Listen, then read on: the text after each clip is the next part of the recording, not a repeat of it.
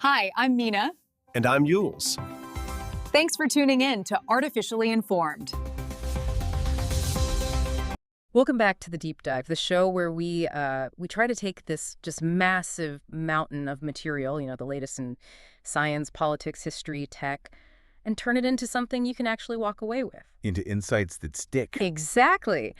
And today we are really attempting a massive deep dive. I mean, it goes from the very first moments after the Big Bang All the way to a 17th century plague pit in Europe. and then lands right on the ethics of celebrity AI in, well, right now, it's a huge scope. It is, but that's really our whole mission here, isn't it? To distill these really complex global events and breakthroughs so that you, our listener, are, quickly and thoroughly informed, but without that feeling of just being overloaded with information. Right. And what's really standing out to me today are the connections, the lines you can draw between these things that seem totally separate. Like, we're going to unpack three really surprising ones. First up, how this cosmic puzzle, the fact that the universe is, well, too smooth. It's clumpy than it should be. Yes, less clumpy, how that might be solved by these little ghost particles, neutrinos, actually bumping into dark matter. I mean, that's a potential rewrite of physics. It really is. And then second, we're going to get into this intense geopolitical sort of frenzy over Greenland.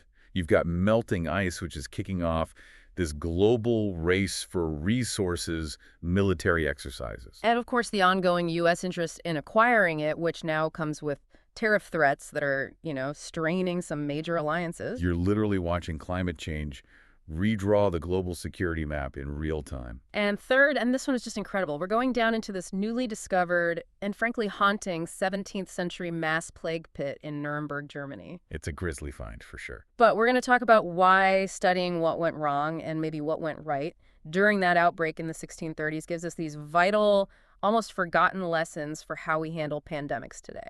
And to top it all off, we'll look at how AI is pushing people like Matthew McConaughey to literally trademark their own catchphrases, which is setting a whole new legal battlefield for intellectual property. So that's our mission today. A cosmic anomaly, the defense of Greenland, and the new world of AI trademarks. Let's dive in. Okay, so let's start with the biggest picture possible. I mean, literally the entire structure of the universe.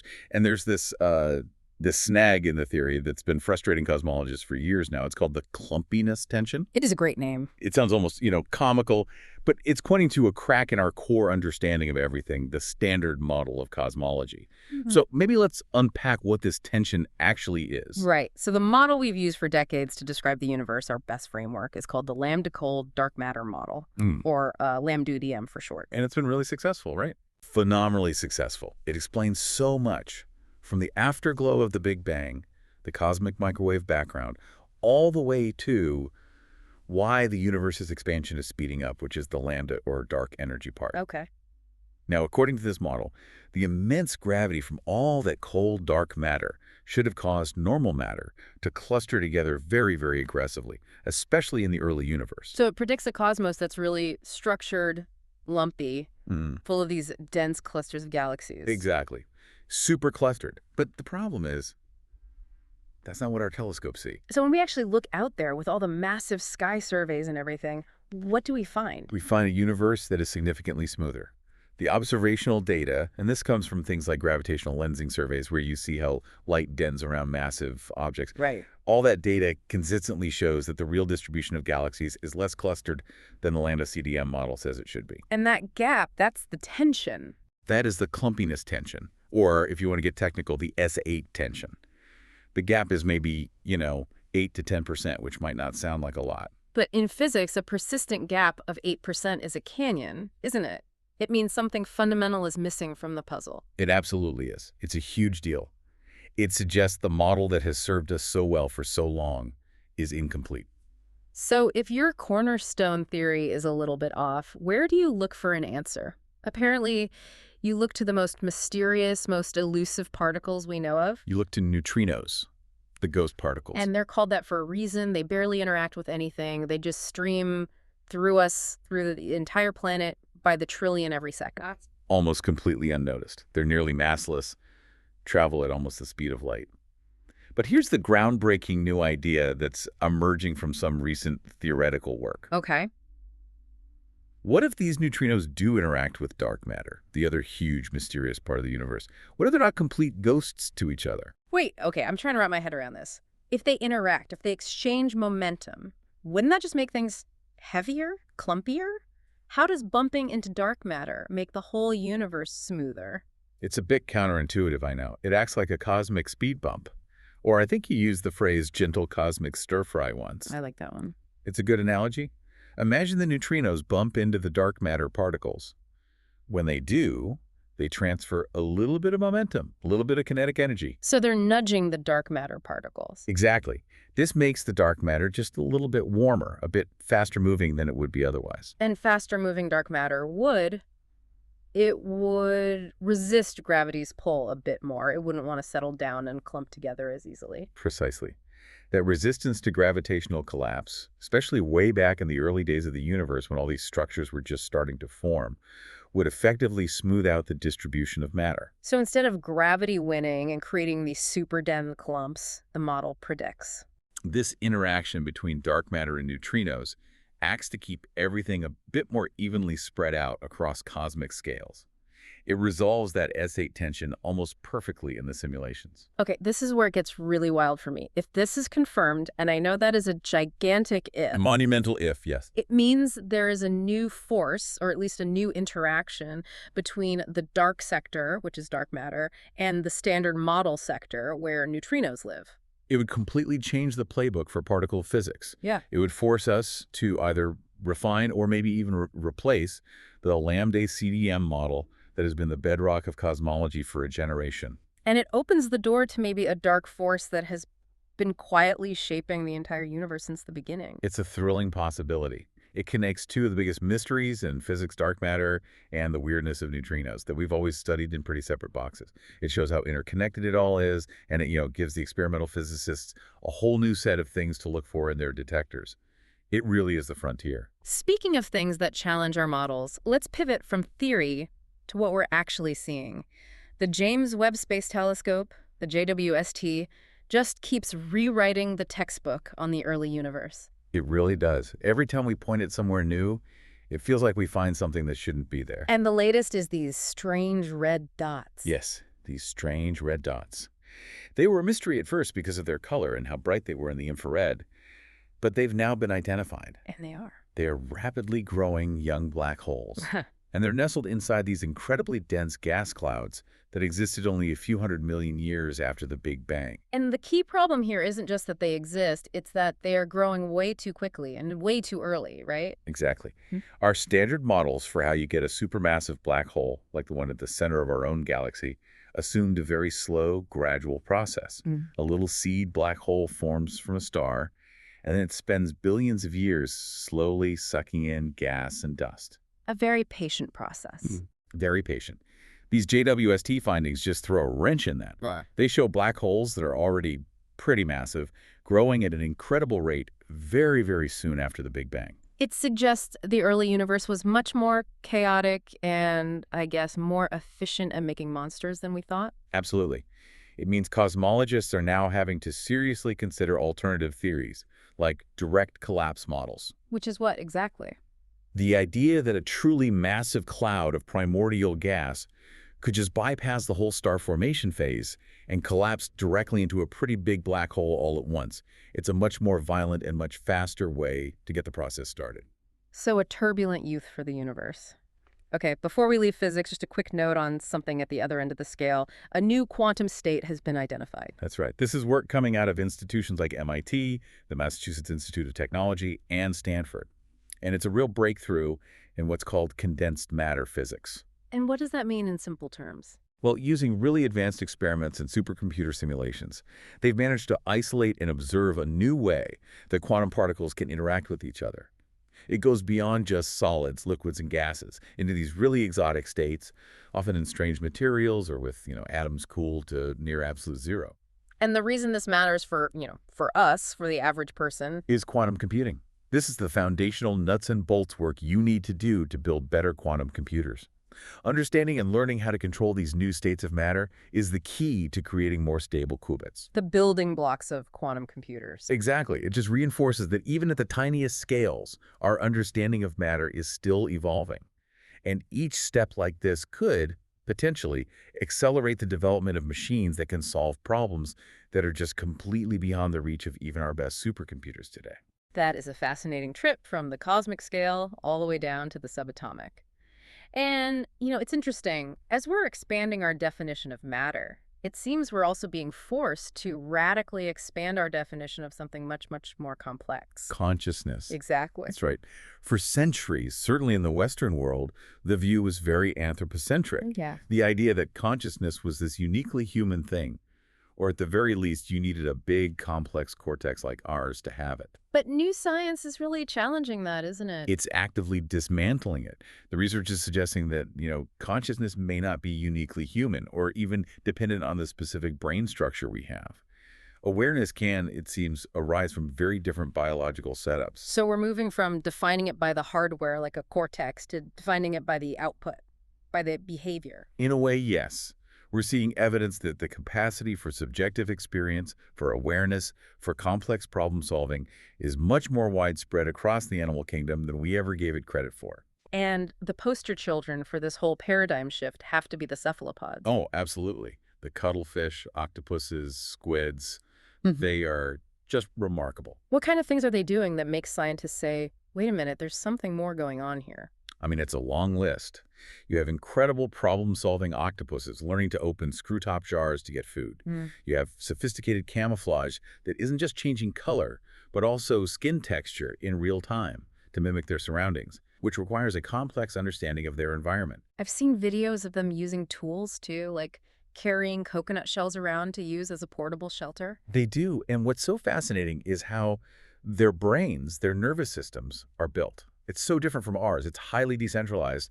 A huge number of their neurons are in their arms, in these ganglia. So it's like each arm can kind of think for itself. It's just a form of distributed cognition. Yeah. It completely challenges that old idea that you need a central control tower in a big brain for complex, intelligent behavior. So these non-human examples are proving that consciousness can come from a totally different evolutionary path. It really seems so. Their behaviors are so complex, so context-specific. It goes way beyond just simple reflex or instinct. It suggests a genuine level of self-direction and awareness. Okay, so let's follow that thought to its logical conclusion. If we accept this, that consciousness is more ancient, more widespread, and doesn't need a cortex, that has immediate and profound ethical implications, doesn't it? It has to. It forces a dramatic expansion of our ethical and moral considerations. I mean, if the capacity to be aware, and therefore the capacity to suffer, exists in this much wider spectrum of life, Cephalopods, maybe some fish, maybe even complex insects, then our current practices in things like animal welfare, scientific research, even just commercial fishing and farming, they all need a fundamental reevaluation. It really forces humanity to look outward and broaden our moral landscape way beyond just our own species. From the deep questions of the mind, let's look skyward again. But this time to the much more immediate and frankly competitive future. The new global space race. And China is making a move here that is just colossal and really defines the next decade of competition in space. What have they announced? They've submitted detailed plans to the International Telecommunication Union, the ITU, for a satellite mega project. And the scale is it's astonishing. They want to launch over 200,000 satellites into low Earth orbit. 200,000. Yes. That is just an attempt at pure dominance. Let's put that in perspective. The current leader by a mile is SpaceX with their Starlink network, and they have, just over 4,000 active satellites? That's right. So China is aiming for something that is orders of magnitude larger. This isn't just competition. It's a strategic play for total dominance over future global connectivity, military communications, everything. Low Earth orbit is the new high ground. It absolutely is. It offers incredibly low latency, which is key for data transfer. And China sees this project as essential for competing with American-led information networks on a global scale. And to hit a target that huge, they're not just building more rockets, they're innovating the launch process itself. They're talking about maglev rocket launch pads. Right, and this is a huge efficiency play. Maglev is magnetic levitation. So instead of a rocket just sitting on a static pad and using pure brute force to go straight up. Right. The idea is to use powerful magnetic forces to accelerate the rocket horizontally along a track, like a maglev train, up to a very high speed before you even ignite the main engines. So you're giving it a running start. A massive running start. Yeah. This dramatically reduces the amount of fuel and energy you need for the initial, most difficult part of the launch. It reduces stress on the rocket, it could lower launch costs significantly, and it's what might make deploying tens of thousands of satellites economically feasible. That is incredibly aggressive. Meanwhile, on the other side, NASA, the National Aeronautics and Space Administration, is trying to balance its deep research with these very high-stakes human spaceflight missions. And the big one on the horizon right now is Artemis 2. The preparations for the rollout are critical. And this is the mission that's going to take humans back around the moon for the first time in, what, over 50 years? That's right. It's the first crewed flight of the Artemis program. It is the crucial technical dry run for actually landing people back on the moon with Artemis III and starting a sustained presence there. It's the cornerstone for the ultimate goal of going to Mars. And just moving that massive rocket, the Space Launch System, and the Orion capsule to the launch pad is a monumental operation in itself. It is. Every step is meticulously planned. There's very little room for error. And we also got a reminder recently of just how risky all of this is. We saw a rare early return of a mission from the International Space Station, the ISS. Yes, the SpaceX Crew 11 mission. They had come home early, cutting their 5-month stay short due to an undisclosed medical situation with one of the astronauts. And NASA was very tight-lipped about the details. They were, and that's standard practice to protect astronaut privacy. But what it really underscores is how rigorous and important those safety protocols are. The splashdown was executed quickly and safely. But it's a reminder that even with all our technology, the human body in microgravity is still unpredictable.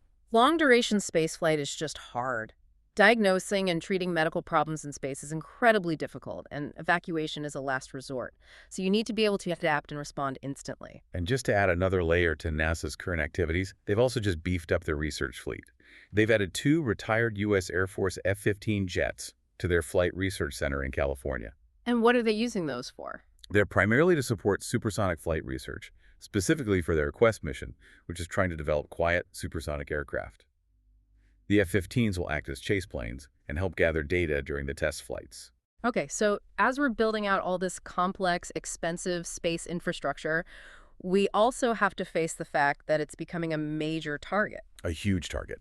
And the European Space Agency, ESA, just learned that the hard way. They suffered a major cybersecurity breach. What kind of breach are we talking about? A very serious one. Sophisticated cybercriminals got into their systems and apparently stole hundreds of gigabytes of sensitive data. It's a huge wake-up call about the vulnerability of these critical space and defense institutions. And the data's stolen. What would that include? It likely includes crucial research and development, maybe specs for ongoing or future missions, internal security protocols, really high-value stuff. The implication being that if you can compromise a space agency, you can affect everything from civilian GPS navigation all the way up to military intelligence satellites. Exactly. It's a major national security threat. And it's a stark reminder that as more of our vital infrastructure moves into space and becomes digitized, our cybersecurity has to be absolutely relentless. Because the attackers are clearly aiming for the crown jewels. All right, let's bring it down from the outer atmosphere to the cold, hard realities on Earth. And we're going to talk about the Arctic, which is just. It's rapidly becoming one of the most volatile geopolitical hotspots on the entire planet. And it's all centering on Greenland, which is, of course, an autonomous territory of Denmark. And this all kicked off again after President Trump renewed his interest in acquiring the territory. Yes, he first floated that idea back in 2019, and it caused a huge diplomatic stir. His renewed interest has now turned the island into the site of a kind of international military standoff. It just shows how high these strategic stakes have become. And the European response has been both words and action, hasn't it? Denmark led a big military exercise up there called Arctic Endurance. They did. Denmark organized this joint exercise and brought in troops from France, Germany, Norway, Sweden, and the UK.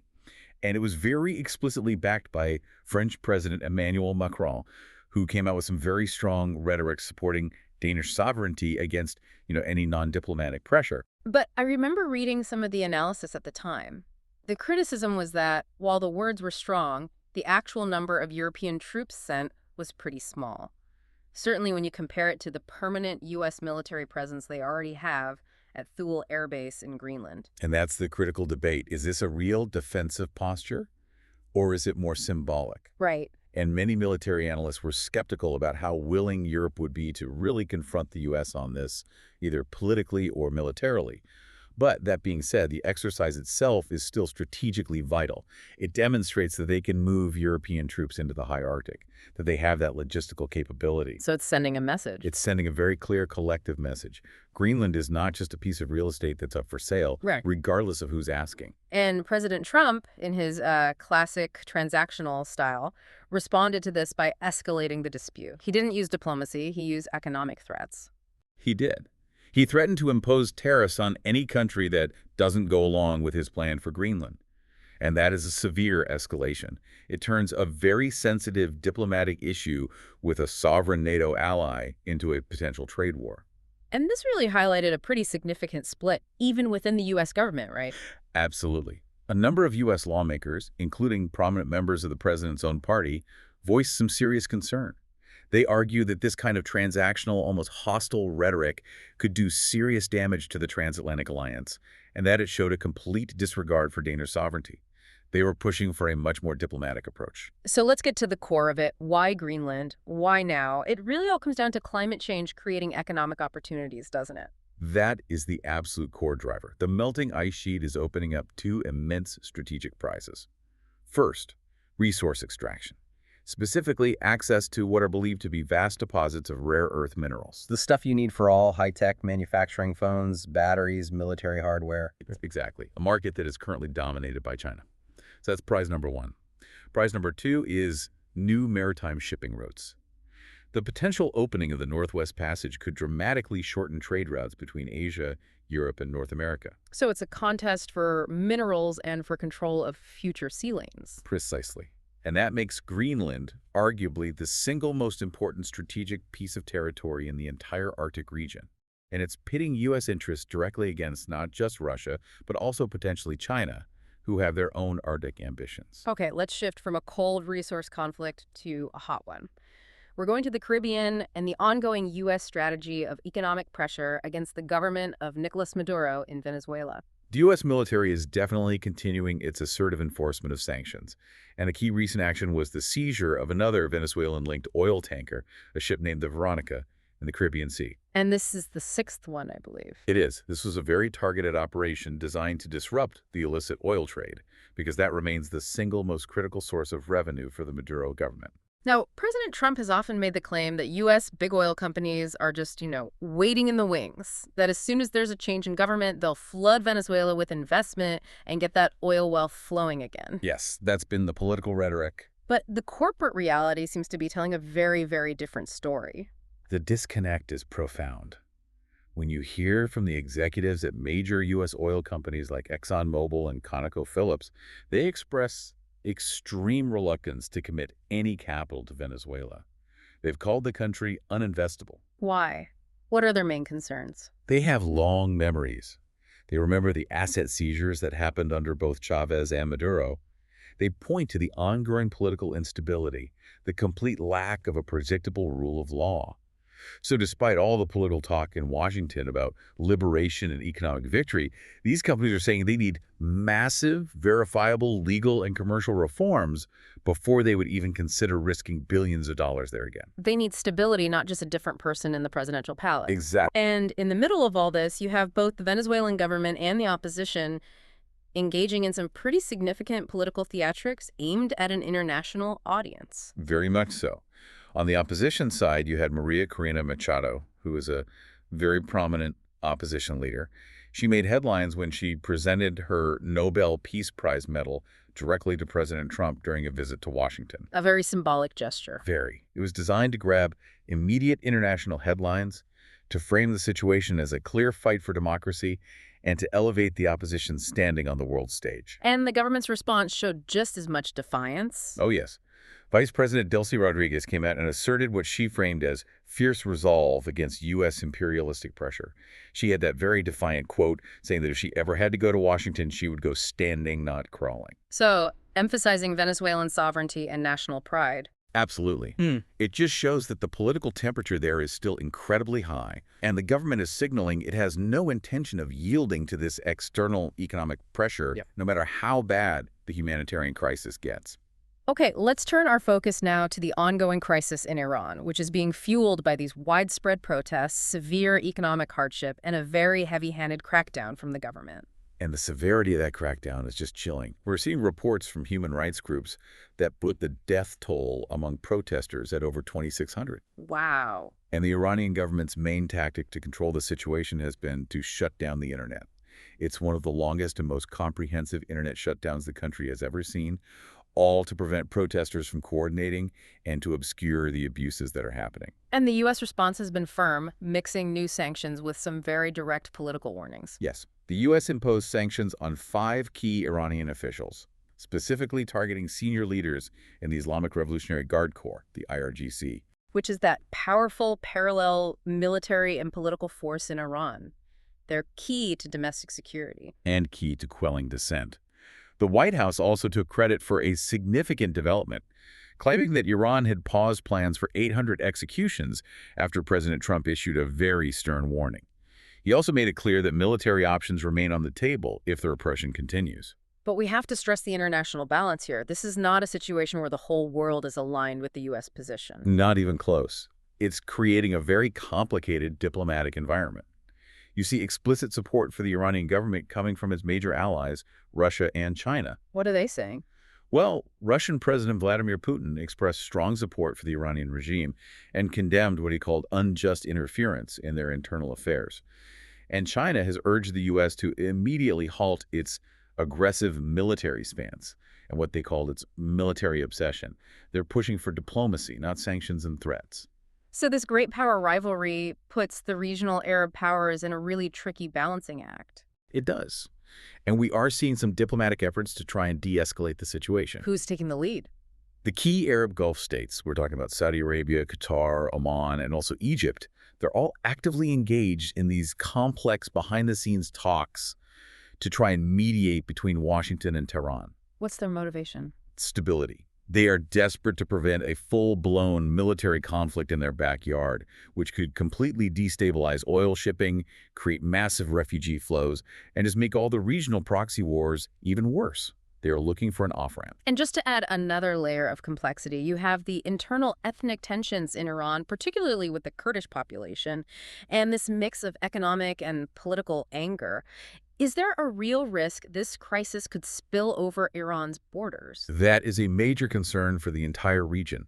Experts are worried that the ongoing instability and repression could have a severe spillover effect into neighboring countries that have large Kurdish populations of their own, particularly Iraq and Turkey. And that would just ignite a whole new fire. It would not only require a massive humanitarian response, but it would also risk drawing those neighboring countries directly into Iran's internal conflict, which would make any hope for regional stability or diplomacy just about impossible. Okay, let's jump back in time now. We're going back almost 400 years to this incredibly significant archaeological find that, given our recent global experiences, suddenly feels very, very contemporary. We're talking about the discovery of a massive and quite haunting plague pit in Nuremberg, Germany. And when you say massive, what are we talking about here? This is potentially the largest single plague mass grave ever found in Europe.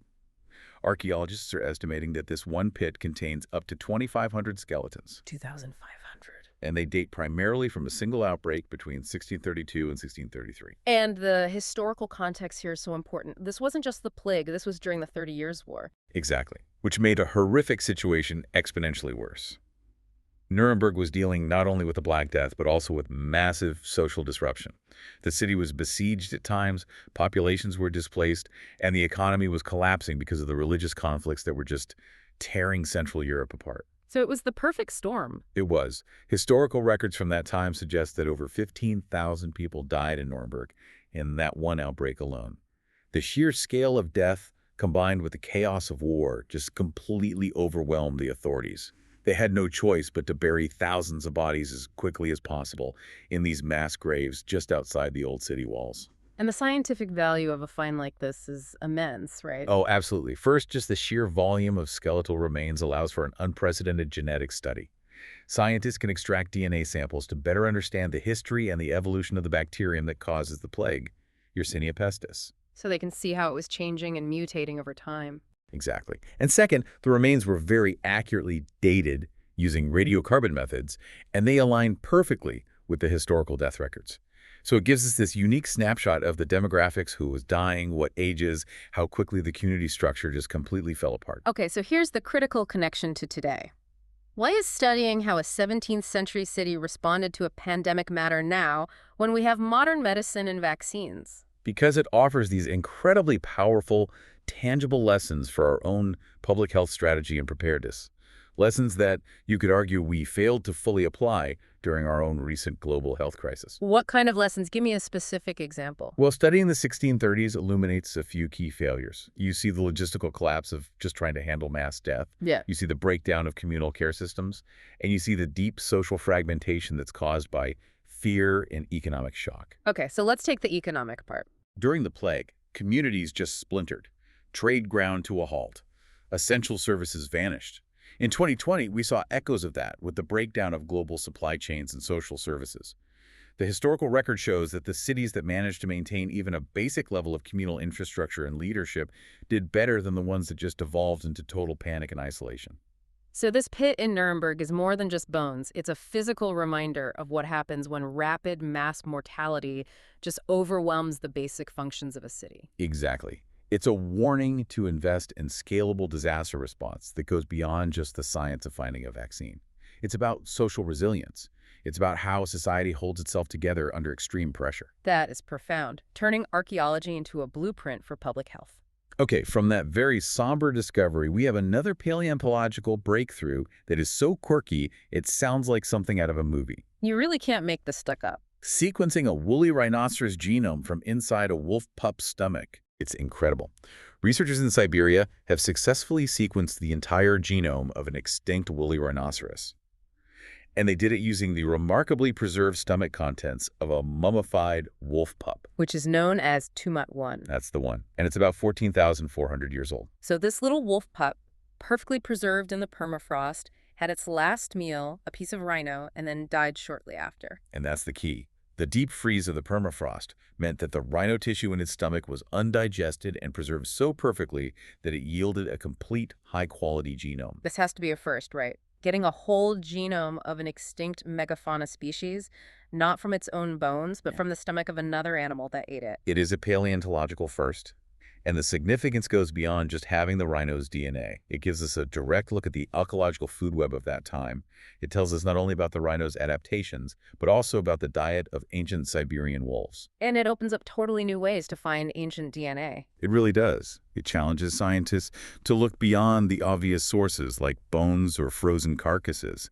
The permafrost is revealing its secrets in the most bizarre and unexpected ways. From ancient history, let's pivot pretty abruptly to modern public safety and some tragic and frankly avoidable accidents, starting with a devastating bar fire in Crans, Montana, Switzerland. This was a terrible tragedy that resulted in the death of a 24-year-old woman named Cyan Panine.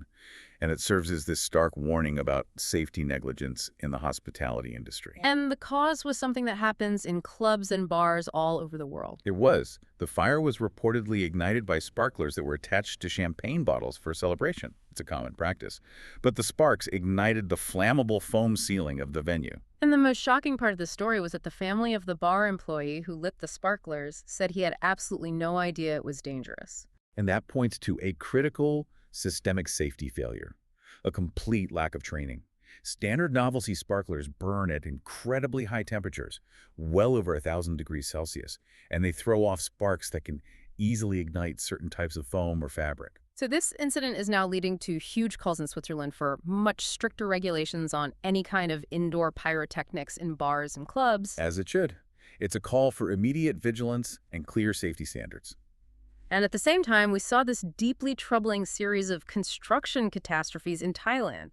Crane collapses seem to be becoming horrifyingly common there. Yes, the frequency is really alarming. There was a highly publicized recent collapse where debris from the crane hit a train and passengers were reportedly squished between chairs. A terrifying incident. And that happened not long after another crane accident that resulted in multiple worker fatalities. Right. And this pattern is raising very serious questions about construction oversight, about the maintenance schedules for this heavy machinery, and just the overall effectiveness of safety standards in Thailand's really rapidly growing cities. It's demanding an immediate investigation into why safety compliance seems to be failing so badly, especially when you're building public infrastructure right next to where the public is moving. Absolutely. Safety has to be the non-negotiable priority. Okay, let's move to a completely different kind of public scrutiny. Food hygiene. And this is a fascinating debate between high-end culinary art and just basic public health standards. And this all stems from a renowned Michelin-starred restaurant in Wales called Yinishir, receiving a very poor 1 out of 5 hygiene rating from health inspectors. Ouch, for a Michelin-starred place, that's a disaster. It is. And the fallout from that sparked this controversial call from a prominent food critic. The critic argued that the conventional hygiene rating systems are outdated. What was their argument? They said that the standard checklist, which focuses on things like basic kitchen cleanliness, pest control, checking temperature logs for refrigerators, that it doesn't adequately reflect the complexities of a modern high-end kitchen. So they're essentially saying that inspectors need to modernize their criteria, that the unique methods used in high-end cuisine, things like dry aging meat for long periods, all sorts of fermentation, specialized temperature storage, that these require a more nuanced assessment that a standard health check just can't deliver. Right. The debate really centers on this balance between culinary artistry and essential public health. The critics say you need to be able to distinguish between, say, a controlled intentional fermentation process and just simple spoilage. But the other side of that argument is pretty forceful, isn't it? It is. Others are arguing that basic cleanliness and food safety rules have to be non-negotiable no matter how many Michelin stars you have or how experimental your menu is. Finally, in this segment, let's touch on some high-stakes political and legal friction, starting in the U.S. with President Trump threatening to invoke the Insurrection Act. Yes. In response to some escalating protests and civil unrest in Minneapolis, President Trump threatened to use the Insurrection Act. This is a very old, very rarely used piece of legislation that would allow him to deploy active-duty U.S. military forces on U.S. soil to quell civil unrest. Which immediately raises huge legal and constitutional red flags about civil liberties and the balance of power between the federal government and the states. Absolutely. Critics immediately labeled the move as authoritarian, especially after the president accused the governor of Minnesota, Tim Walz, of engaging in terrorism for his handling of the protests. The use of that kind of language and the threat to federalize the security response just underscores the intense domestic political tensions right now. And then over in the UK, we saw a legal case that really highlights this debate over socioeconomic issues and crime. This is the case of Charles Brohiri, who is facing potential jail time after pleading guilty to a staggering 112 counts of serial rail fare evasion. 112. Yes. The rail operators are taking a very aggressive stance. They argue that fare evasion costs them millions in lost revenue, which hurts their ability to invest in the system. But the case has sparked this big public conversation about the right response. Is jail time a proportional response? That's the question. Is this about strictly enforcing the rules? Or should the system consider the profound socioeconomic factors, like poverty or housing instability, that might lead someone to repeatedly evade fares? It's debate about punishment versus addressing root causes. And one last legal note from the U.S., a federal appeals court ruling that has civil liberties groups concerned. That's right. A court reversed a prior limitation on the detention of a pro-Palestinian activist named Mahmoud Khalil by Immigration and Customs Enforcement, or IC. The decision, which sided with the administration, has raised concerns that political activists could be unduly targeted using immigration enforcement laws. So questions about selective enforcement and First Amendment rights. All right, for our final deep dive segment, let's get into this accelerating intersection of technology, global economics, and some big political moves. And we have to start with a very human and very Hollywood response to the rise of AI. We're calling it the McConaughey maneuver. It's a great name for it. The actor Matthew McConaughey has taken the really proactive and I think shrewd step of trademarking his iconic catchphrase, all right, all right, all right. And he's done it specifically to protect his intellectual property from being misused by these increasingly sophisticated AI technologies. It is such a smart defensive move in this new age of synthetic media, because as generative AI gets better and better at mimicking not just your voice, but your specific cadence, your unique way of speaking, Your entire expressive identity. artists are realizing they need to find new ways to safeguard their creative legacy from being replicated without their permission, to prevent deepfakes or digital misuse that could just dilute their brand. This really sets a fascinating legal precedent. It's part of a much bigger, urgent trend of artists and public figures trying to maintain control over their identity in the digital world. They're realizing that old-school copyright law might not be enough to protect them from an AI synthesizing their likeness. And on the ethical side of AI, one of the major players, the Grok AI image editing tool, has implemented a really significant policy change. Yes, they did this in response to a lot of public pressure and legal concerns. Grok has now placed a strict ethical restriction on its tool to prohibit the non-consensual removal of clothing from images of real people, at least in places where that's illegal. This is directly addressing the creation of non-consensual deepfake pornography. It is. It's a huge ethical and legal minefield, and this is a crucial step towards trying to promote a safer online environment. It's an acknowledgement of the severe psychological and reputational damage that this kind of image manipulation can cause. Okay, now moving AI into the newsroom. We're seeing a direct partnership between an AI journalism startup called Symbolic.ai and Rupert Murdoch's News Corp. Right. And the strategic driver for this is efficiency. Symbolic.ai claims that its platform can streamline editorial processes, make research much faster by sifting through huge amounts of data, and just generally boost newsroom productivity. This represents that broader trend in journalism towards automation, doesn't it? It's driven by intense economic pressure. You need to be fast, you need to be accurate, and you need to produce a lot of content. But this push to automate large parts of the news gathering process is being met with some very deep skepticism, especially from career journalists. Of course. What's the core of that debate? It's all about maintaining journalistic integrity and public trust. The central question is, can an AI really replicate the nuanced judgment, the intuition, the ethical rigor that a seasoned human journalist brings to a story? Or does this risk compromising those values by prioritizing speed and volume over critical, human-led investigation? The whole industry is grappling with how to get the efficiency without losing the trust. And while that's happening at the high end, at the other end, we're seeing the rise of the micro app. And this is fascinating because it's basically democratizing the creation of technology. It really is. Micro apps are these super specialized applications that do one specific thing, and they're designed to be simple, fast, and very user-centric. And the key here is the rise of low-code and no-code platforms. Exactly. These platforms are enabling people who are not developers, people with no traditional programming knowledge, to quickly build their own specialized digital tools, often using these intuitive drag-and-drop interfaces. So it's moving power away from the big, centralized IT departments and these giant monolithic software systems. Right. It reduces development costs, and it allows almost anyone in an organization to create a tool to solve their specific problem, which can be a huge boost for efficiency. Okay, let's shift gears to macroeconomic forces. And Germany's energy politics are right back in the spotlight. Specifically, that highly criticized 2023 decision to phase out nuclear power completely. German Chancellor Friedrich Merz has just come out and sharply criticized that decision, which was originally a response to the 2011 Fukushima disaster and really pushed by the Green Party. He's now calling it a serious strategic mistake. And what's his argument for why it was a mistake? He argues that the phase-out directly led to surging energy prices in Germany. It's made inflation worse, and it has severely strained their industrial economy because they didn't have enough reliable energy generation to replace the lost nuclear baseload power. So the political opposition, the center-right party that Merz leads, and also the far-right AfD are condemning the policy. They are. They're arguing that this rapid forced shift to renewables has compromised the stability of Germany's national energy supply and has put their global industrial competitiveness at risk. So Germany is now really grappling with the high costs and the instability that came from that rapid transition. And while Germany deals with that, global supply chain security is driving some massive investment decisions elsewhere. A huge one. Taiwan has just pledged a colossal investment, $250 billion to build new semiconductor manufacturing facilities inside the United States. $250 billion. This is a purely strategic move, isn't it?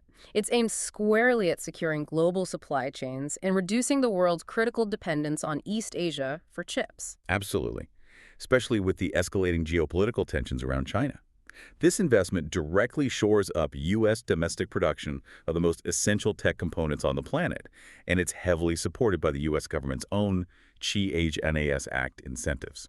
On the diplomatic and trade front, we saw what looks like a significant breakthrough between Canada and China, where relations have been pretty frosty for a while. Very frosty. But Canadian Prime Minister Mark Carney and Chinese President Xi Jinping held their first high-level talks in 8 years, and it's led to a major trade thaw. What came out of it? A couple of big things. Tariff relief on Canadian canola oil, which is a huge agricultural export for them, and, more surprisingly, a massive reduction in the tariffs on Chinese-made electric vehicles, or EVs. How massive a reduction? It was dramatic. The tariff dropped from a staggering 100% all the way down to just 6.1%. And that move will immediately allow up to 49,000 Chinese-made EVs to be imported into Canada each year.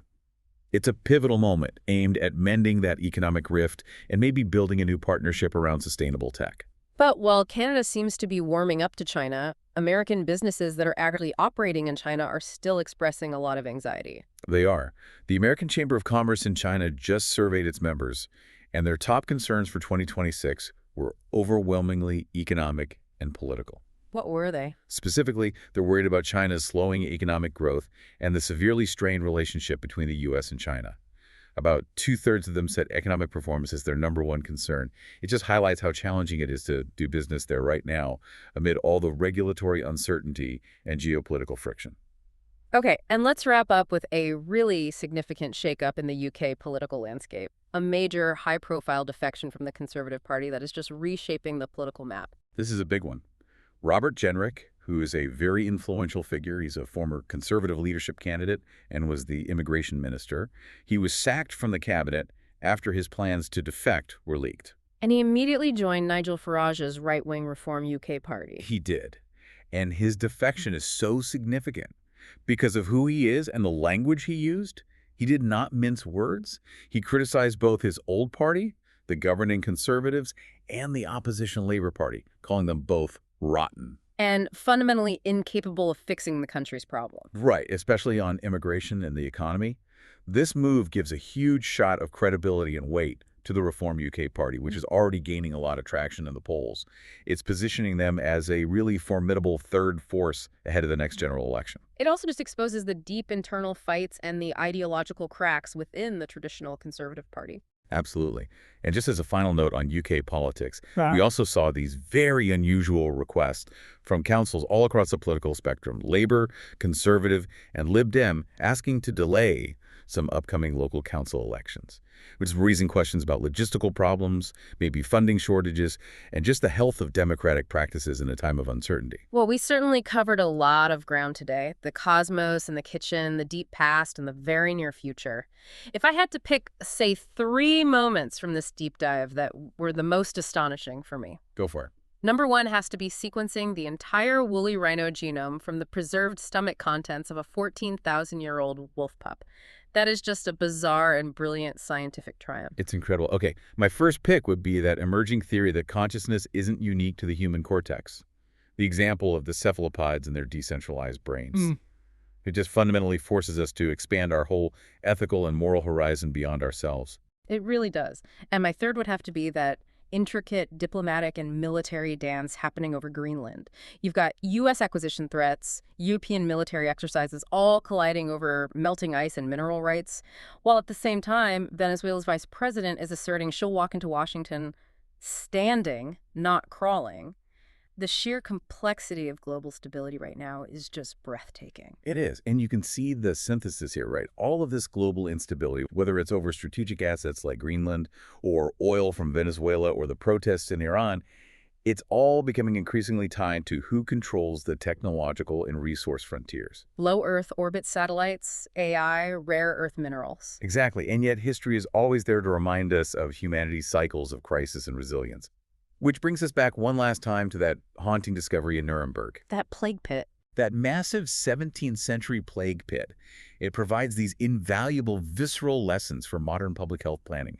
I mean, we just endured our own global health crisis, COVID-19, and it exposed profound social fragmentation, huge economic shocks, a breakdown of trust, and we had the benefit of modern science. So, with that in mind, here is our final provocative thought for you to mull over.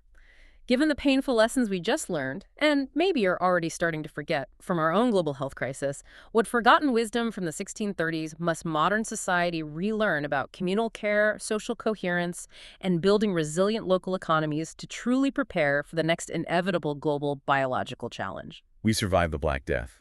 Understanding how those societies failed might just be the key to ensuring we succeed next time. Food for thought indeed. Thank you for joining us on the Deep Dive. Until next time, stay curious and stay informed. Enjoying Artificially Informed. Hit subscribe and share it with a friend. From the left, the right, and straight from the algorithm. Thank you. That's it for today's Artificially Informed. Nope. Thanks for spending your time with us. Yeah. Stay sharp, stay curious. See you next time.